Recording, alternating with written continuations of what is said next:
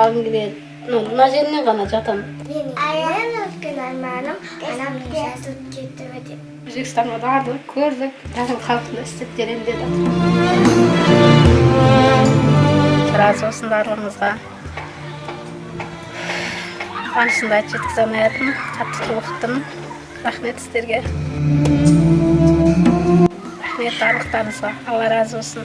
Алла жәрдемші болсын. Алланың жәрдемі бол. Анамның солсының үнемі істеп жүрген дұғалар жинағы. 2 ракағат намазды таразының бір шетіне қойып, бүкіл дүниені жаңағы таразының бір шетіне қоятын болсам, баса алмайды.